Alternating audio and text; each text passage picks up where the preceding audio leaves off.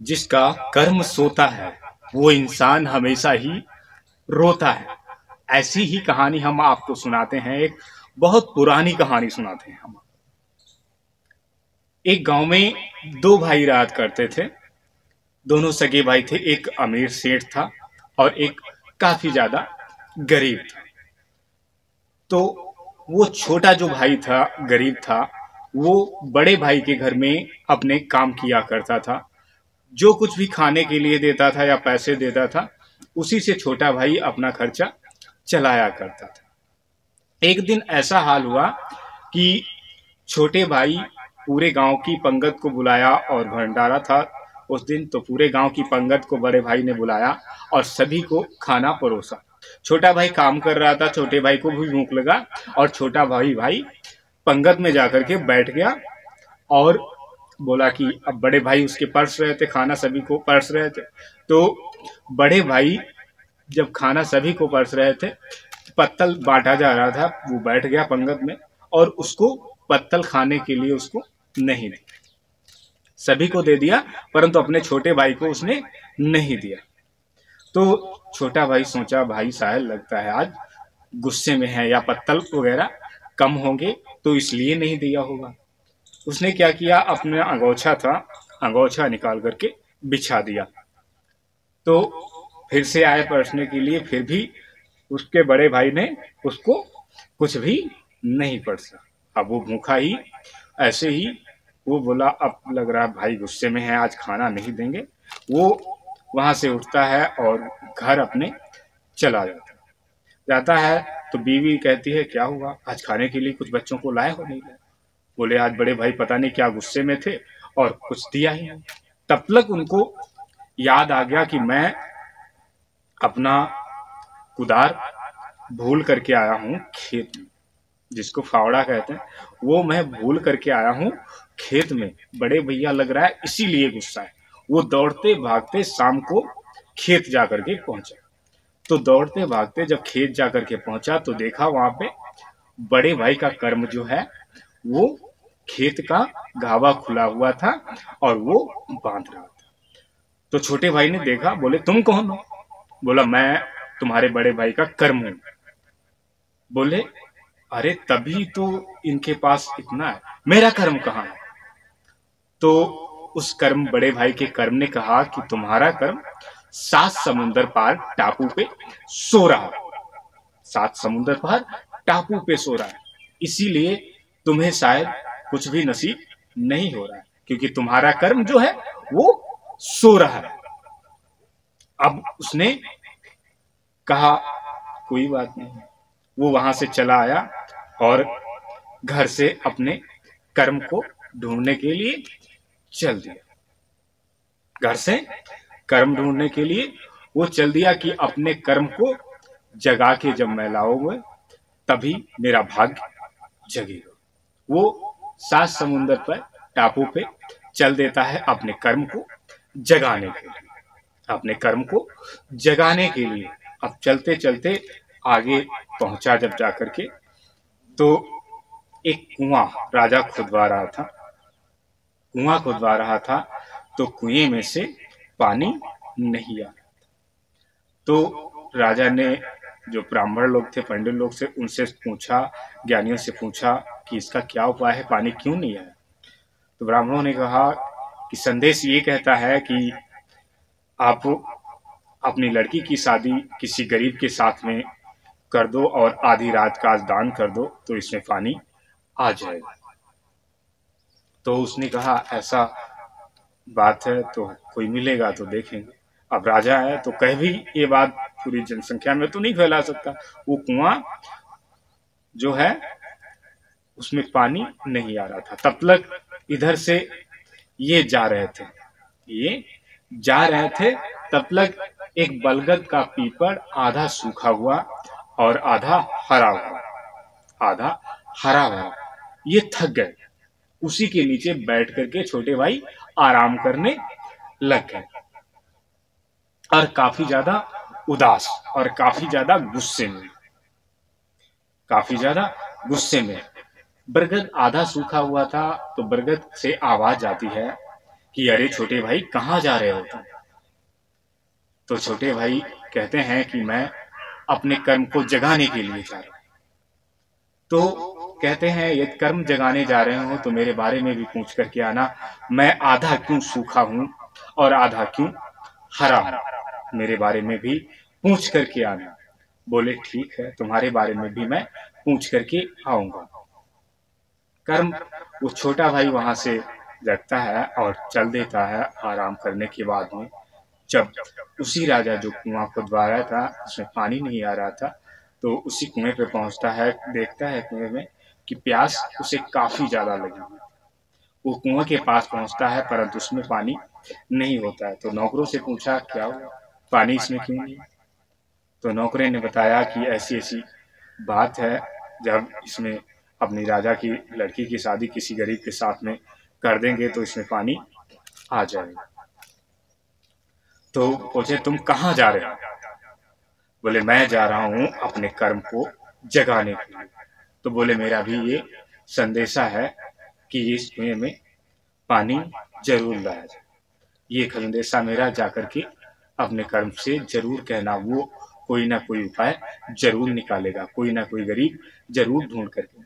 बोले ठीक है, तुम्हारा संदेशा हम पहुंचा देंगे। अब दो लोगों का कर्म वो छोटे भाई के पास संदेशा हो गया था। इधर बलगद के पेड़ का संदेशा कि मैं आधा सूखा क्यों और आधा हरा क्यों, ये अपने कर्म से जाकर के मेरे बारे में पूछना। और इधर जो है राजा ने जो कुआं खुदवाया था उसकी भी शिकायत थी कि मैं मेरे में पानी क्यों नहीं आया। तो उसकी भी शिकायत हो गई। उसके बाद बड़ा भाई छोटा भाई आगे चल देता है। आगे चल देता है तो सात समुंदर पे पहुंच जाता है वो। तो वहां पे एक इंसान जो था वो उसी पानी में, सात समुंदर में हमेशा छप छप करके तैरता ही रहता था, तैरता ही उसमें रहता था। तो उसने कहा कि भाई कहाँ जाए। बोले सात समुंदर पार टापू पे जाना, अपने कर्म को लाना, मेरी मदद करोगे क्या।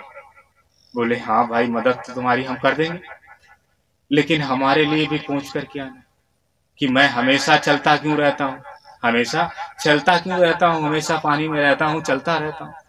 मेरे पीठ पे बैठ जाओ, मैं तुमको सात समुंदर पे छोड़ देता हूँ। छोटे भाई पीठ पे उस बैठ जाते हैं और सात समुंदर पे पहुंच जाते हैं। सात समुंदर पे जब चढ़ के टापू पे देखते हैं जाकर के, तो वो वास्तव में उनका कर्म सो रहा था, डंडा उनके पास था, चार छह लगाया कर्म। बोले उठ जा, यहाँ पे सो रहा, मैं चलो वहां पे परेशान घूम रहा हूँ और तू या सात समुंदर पर टापू पे सो रहा है आराम से। बोले तुम लेने क्यों नहीं, अब लेने आए हो, मारो मत, अब मारो मत मुझे। छोटे भाई ने उसको अपने कर्म को इतना मारा ना, इतना मारा, बोला चल हमारे साथ चल। बोला चलेंगे साहब, चलेंगे, आपके साथ जरूर चलेंगे, आप अब लेने आए हैं मुझे तो हम जरूर चलेंगे। अपने कर्म को छोटा भाई लेकर के टापू पर से चल दिया। फिर से वो वही छप छप करता वाला इंसान मिला। बोले हमको पार पहुंचाओ। तो बोले हाँ, उनको पार कराया। बोले हाँ भाई हमारा भी संदेशा कुछ बताओ। तो वो जो उसका कर्म था छोटे भाई का, साथ में डंडा उठाया, एक मारा झाड़ से।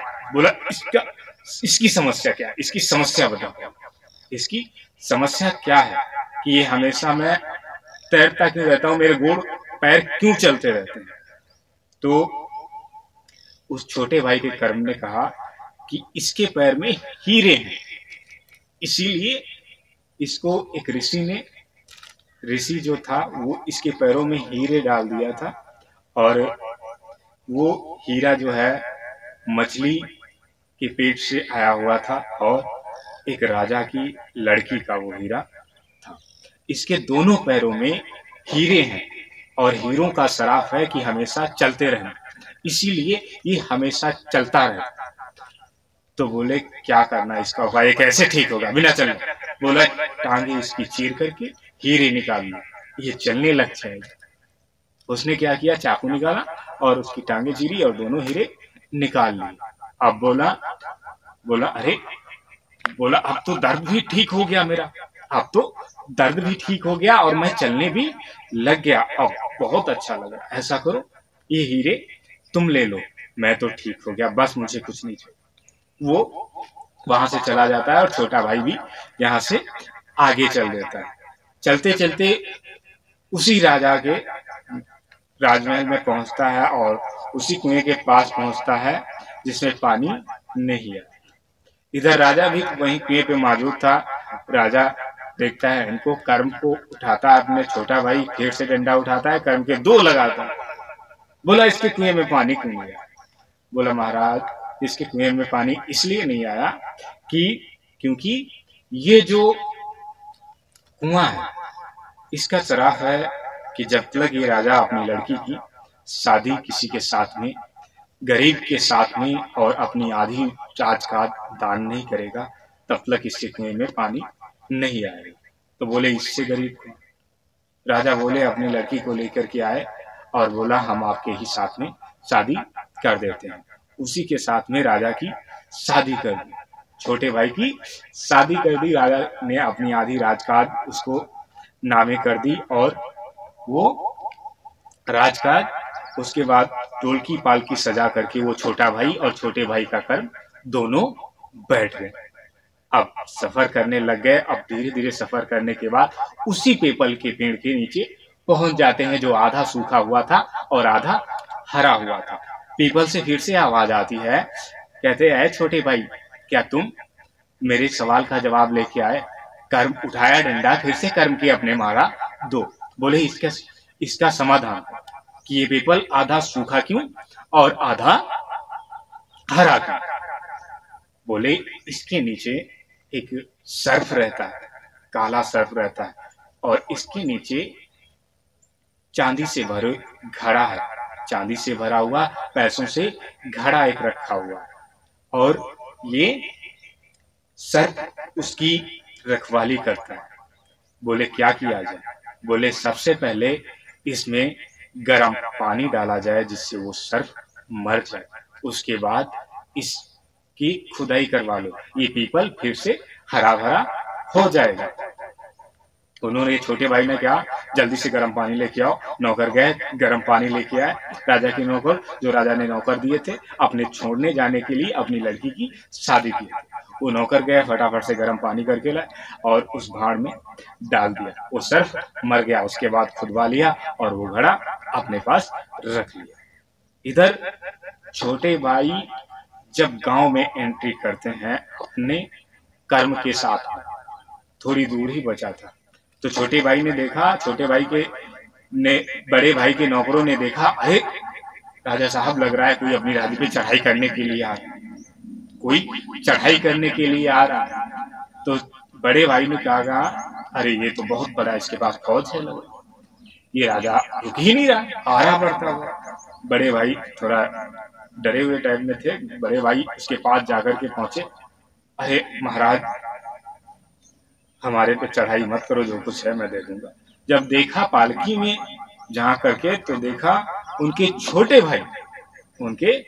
भाई जो उनके यहाँ काम किया करते थे और बड़े भाई दुदकारा करते। वो छोटे भाई अपने कर्म को जगा करके लाए और साथ में इतना धन लेके आए कि राजा जो उनका बड़ा भाई था राजा, वो भी उनके आगे छोटा लगने लग गए। तो कहने लग गए भाई ये कौन है? तो बोले हमारा कर्म जो था वो अभी तलक सो रहा था, हमारा कर्म जो था वो अभी तलक सो रहा था। मैंने कर्म को अपने ढूंढ के लाया हूं, मैं कर्म को अपने ढूंढ के लाया हूं और भाई साहब मैं आपसे भी ज्यादा दौलत वाला बन के आया, मैं आपसे भी ज्यादा दौलत वाला बन के आया। तो जब अपने कर्म को इंसान ढूंढ लेता है, अपने कर्म को नहीं डरता है कि मेरी जिंदगी क्या, चाहे ठोकर पे ठोकर लगे, कर्म को ठोको, कर्म को मारो। जिस प्रकार से ये कहानी नायंदर कहानीकार ने सुनाई कि किस प्रकार से छोटे भाई ने कर्म की कुटाई की, किस प्रकार से अपने कर्म की कुटाई की। इंसान का कर्म जब तक सोता रहता है, इंसान तब तक गरीब रहता है। इंसान का कर्म जब तक सोता रहता है, इंसान तब तक गरीब रहता है। कर्म को अपने जगाओ, कर्म को अपने जगाओ और छोटे भाई की तरह इन बन जाओ, छोटे भाई की तरह बन जाओ। बड़े भाई अब छोटे के घर में नौकरी करने लग गए। छोटा भाई एक राजा, उस राज्य का काफी बड़ा बन गए प्यारे मित्रों। और ये छोटे भाई और बड़े भाई और ये कर्म की कहानी प्यारे मित्रों। छोटे भाई कहाँ गरीब से कर्म जब उनका जगा तो क्या उनकी किस्मत में बदलाव किया। इसी प्रकार से यदि आपका भी कर्म जगता है, ठोकरें खाने से कभी मत डरना, ठोकरें खाने से कभी मत डरना, हिम्मत हारने से कभी मत डरना। कर्म इस समय में कहा जाए तो ये पुरानी कहानी है। कर्म को अपने साथ समुद्र पार टापू पे नहीं जाना है जगाने के लिए, अपने कर्म को स्वयं से जगाना है। कर्म आपका आपके साथ है, मेहनत आपको करना है। आप जितना भी मेहनत ज्यादा करेंगे उतना ही आपका धन ज्यादा होगा। जितना मेहनत आप ज्यादा करेंगे उतना धन आपके पास ज्यादा होगा। जिस प्रकार से ये छोटे भाई की कर्म जब जगा तो किस्मत कैसे जगी। आपका भी कर्म जागेगा, आपकी भी किस्मत जागेगी। ये नायंदर कहानीकार यही कहेंगे कि आपका भी कर्म एक दिन जागेगा। ये नायंदर कहानीकार आपको फिर से मिलते हैं अपनी नेक्स्ट कहानी के साथ में। तब तक के लिए आप अपना रखेंगे ध्यान, अपने परिवारजनों का रखेंगे ध्यान। ये नायंदर कहानीकार आपको फिर से मिलेंगे अपनी एक नेक्स्ट कहानी के साथ में। तब तक के लिए प्यारे मित्रों, आपको नायंदर कहानीकार का नमस्कार।